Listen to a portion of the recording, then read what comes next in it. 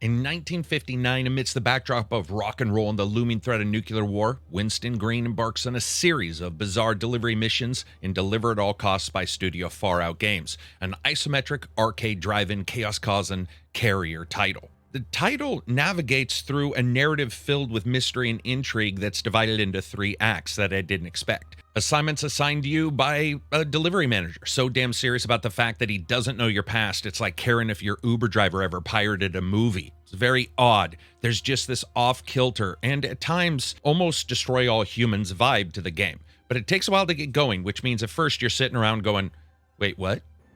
The game starts out with you taking on the form of a farm boy fresh from feeling up bovines and looking for a job. You hear about a delivery job on the radio, because apparently that's how they were given back in the day, and you decide to seek it out and see if you can find some gainful employment. For almost the entire game, it is solidly an isometric driving title, or a crashing game, or a crushing game, but also delivering stuff, which gives you the reason for all the destruction you see. It's a car-based Diablo where you're using your bumper as a weapon in a 1959 Ford Galaxy or a Chevrolet Apache when you switch out to different vehicles. From moment to moment, driving around the city hubs, each small section fully destructible as you rip between spots, delivering shit-stained statues, unstable bombs, piles of rotten watermelons. Really, you have no clue from moment to moment why you're delivering something or tearing something else down, but it consistently delivers mission after mission and keeps everything moving, even with story cutscenes in between. Driving's better done with a gamepad, I will say, ripping through driveways, smashing through fences, and hard braking around corners, either trying to get somewhere fast or trying to get somewhere with all your deliveries still sitting in the back of your pickup. On the gamepad, this is just a game that sings and feels far better than really any other way of controlling it. It also helps that the game gives you an eccentric feel, like a grandpa telling you stories about him and his friends and what they did for odd jobs as a kid, and then he forgets a couple minutes in and tells you how he met your grandma. It works that way in the mission structure, each one only 4 to maybe 15 minutes in absolute total. Now, while most of it is driving, there are some running around moments trying to get money from destroying boxes or attaching tools to different items to drag it around the game world, climbing around some of the game world also to talk to different random NPCs, or finding vista points to look out on the sights. Delivering items, though, involves you loading up the item after taking delivery from whatever waypoint you're at and delivering it across multiple sections of the map to the final destination. Ultimately, some of the deliveries can be benign, but your very first delivery is a series of fireworks, a Roman battery of candles, that no matter what you do, it continues to shoot off, putting explosions into the air and occasionally drop an unexploded ordnance in front of you, which becomes an actual hazard. It also reflects the way the game handles a lot of the deliveries, where they're actively trying to, in some way, hamper you. It's quite enjoyable in that way. I like the change up of pace, where the thing you're trying to deliver is the thing that's also harming you, causing you to continually twist and turn and try to make sure that you don't hit it or blow up your car or kill a bunch of people, but at the same time smashing through buildings, barricades, boxes, Buicks, and my fair share of human bodies. It does feel like a dichotomy, but it actually works. One thing I will say is that the game doesn't necessarily have any sensitivity settings for steering, and it's set up very tight and ultra responsive in its control scheme, which can actually make it feel loose because things input quickly enough that you can find yourself resetting and counter turning before the heaviness of the vehicle lets your steering inputs actually show. It's odd, but it works over time. One way, though, as I said, that the world ends up fighting back at you is, let me give you an example, delivering the Marlin. You'll see that in some of the trailers. It's an enjoyable small mission, but it's not only consistently needing to be fed by you driving through old fish boxes scattered around the game world, it also randomly kicks and flips in the back of the vehicle, sometimes sending you into oncoming cars, which you don't actually need help with, trust me. Especially because of the way this game shows you where to go. There's arrows around the game world that'll tell you which turn you need to take. Those arrows are painted onto the city streets as if they were crosswalks or parking lines. I absolutely adore the aesthetic. But during gameplay and during busy times, because there's no particular call out and the viewpoint of the game is surprisingly close to the car, it can be quite difficult to understand where to go, especially in that last moment when you're at your busiest. And speaking of busy, the game's also got traffic, people yakking, randomly stepping out into dangerous sidewalks in front of you and then chasing you down if you hit them sporadically. This may or may not be more noticeable for people when you look at how the maps are. They're surprisingly small. You traverse them as you drive mini burrows, waiting for you to fucking burst through them without any worry of damage.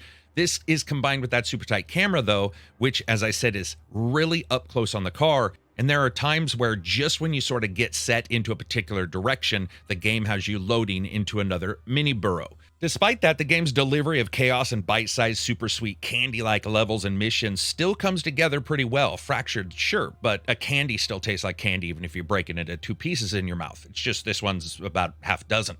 What I can say is that anytime there was a bit of frustration, the story would branch out and tell me some wackadoo kind of narrative that would have me consistently looking at the screen wondering what each character was doing and why they were here. And sure, a lot of them are caricatures, but it was interesting enough going between the on-foot small sections, the driving sections, and then those narratives to keep me playing all the way through. Now, when it comes to graphics and presentation, graphically, the driving sections of the game look excellent. It has a very distinct Destroy All Humans look to it from time to time with a slightly gossamer feel and definitely a bloom and almost chromatic arboration that continues throughout the game world. Not only that, but the time frame itself, which is based in the 1950s, maybe 60s, offers the same overall feeling of nostalgia mixed with tension as you leap into old school pickups, Buick cars, and other vehicles.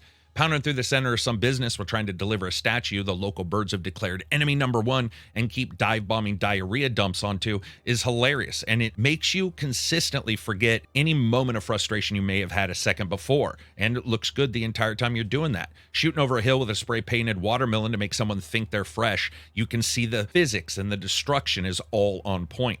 However, animations for the characters main and side leave a lot to be desired, and whether in cutscenes or someone just running along the street trying to escape you as you treat each sidewalk like the exit of a pit row, it does show up. But like I said, doesn't really stick around. Performance-wise, the game is rock solid. It doesn't have the number of settings I would like in graphics, though. You can turn a couple up and down. With the 4090, I was getting well over 160 FPS at 4K. Unfortunately, the game does not have DLSS or FSR at all, just old school upscaling, SMAA, as well as TSR. In-engine equivalents of graphics card level upscalers have never really been the greatest, especially compared to their graphics cards competitors. I would have really liked to have seen them have DLSS and FSR at their very base. That being said, it does run insanely well. When you look at the way the game is handled and with that super up-close view that you can't really zoom out, I can see why this is getting insane performance. It does make sense, especially because just such a small contained level of violence in those particular spots. It's an awesome way to deliver the game and certainly a unique viewpoint, but I do think that a lot of people will be playing this, and the first thing they're going to try to do is figure out a way to just get a little bit more of a viewpoint. Now, when it comes to camera, usually you have your acting and your sound, music, and voice. Here with the voice acting, I will say some of the voices sound fine. The script is weird though, and most of the people you interact with in the game world that aren't in the main narrative have very odd recording tendencies, like someone recorded them in a fucking bathoscope and then another in a random office or somebody's home. It's all over the place when it comes to their quality. The game has a fair bit of story and cutscenes, though, which gives everything this odd sense of dissonance within the story as well as the presentation. In a weird way, that can almost be enticing because you're constantly sort of wondering about the mystery of exactly what's going on here. I also feel that the sound effects overall are very well done, especially the destruction, the car wheels as you skid around a corner, smashing into somebody or having them smash into you. That's all very well done. When it comes to the music, it's 1950s vibes with some good tunes. I admit, though, it's hard to hear anything, especially as you're blasting down sidewalks and the sound is flooded with yells of pissy passerbys or random buildings collapsing around you. What I did hear music-wise, the main menu and some other places, was good. It's just that technically it's not really what you're going to be paying attention to. When we look at fun factor, attention is actually an important thing. Does the game keep it? And I would say, yes, actually it does, mostly. It's fun in a broken down kind of way, where your car is more firecracker than freight truck, and you're flying off going on one delivery to the other. And the short missions, and again, they are short, keep you consistently guessing what's going to happen, and then moves you to the next mission, and the next, and the next.